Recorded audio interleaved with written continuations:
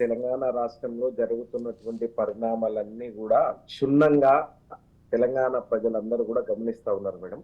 ఇవాళ బీజేపీ పార్టీకి సంబంధించి ఇవాళ దేశ ప్రధాని గారు ఇవాళ మన రాష్ట్రానికి వస్తున్నటువంటి నేపథ్యంలో తెలంగాణ రాష్ట్రానికి ఇచ్చినటువంటి నిధులన్నీ, తెలంగాణ రాష్ట్రానికి తీసుకొచ్చినటువంటి హామీలన్నీ, విభజన చట్టంలో పొందుపరిచినటువంటి హామీలని ఏ హామీలని నెరవేర్చినము, తద్వారా తెలంగాణ ప్రజలకు ఇగో ఈ ఓటు వేయమని వాళ్ళు అడుగుతారు అనేటువంటి విషయాన్ని సాక్షాత్తు ఇవాళ జనాలే అడుగుతున్నటువంటి నేపథ్యం ఉంది. ఎందుకు అని అంటే పార్టీ ప్రతినిధిగా ఇవాళ సంధ్యక్క కాంగ్రెస్ పార్టీ నుంచి మాట్లాడితే తను కాంగ్రెస్ పార్టీ అంటారు, నేను బీఆర్ఎస్ పార్టీ నుంచి మాట్లాడితే బీఆర్ఎస్ అంటారు. కానీ అది కాకుండా సాక్షాత్తు సామాన్య జనాలే అడుగుతున్నటువంటి నేపథ్యం ఉంది. సామాన్య వాళ్ళే ప్రశ్నిస్తున్నటువంటి తీరు ఉన్నది.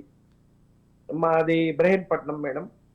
ఇబ్రహీంపట్నం నియోజకవర్గంలో మా దగ్గర ఒక ఆయనకు దయానంద్ గౌడ్ అనేటువంటి వ్యక్తికి టికెట్ ఇచ్చిండ్రు. ఆయనకు కనీస అవగాహన లేదు. అంటే ఆయన అడుగుతున్నటువంటి నిలదీసినటువంటి పరిస్థితి ఉంది.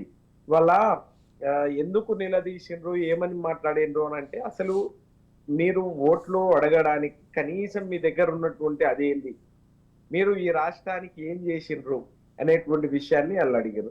సరే, ఇవాళ తినబోయే ముందు మనకు నిజంగా కూడా అదెందుకు, సాయంత్రం ఎట్లాగో నరేంద్ర మోడీ గారు ఏం చెప్తారు, ఇవాళ గతంలో ఆయన చెప్పినట్లు హర్ ఘర్ కు ఏమంటారు, భాయియో బహనో సబ్ జనే ధన్ ధన్ ఖోలో, జన్ ధన్ ఖాతా ఖోలో, మై ధన్ ధన్ 15 लाख రూపాయలు దాలుంగా అని చెప్పి మాట్లాడిండ్రు.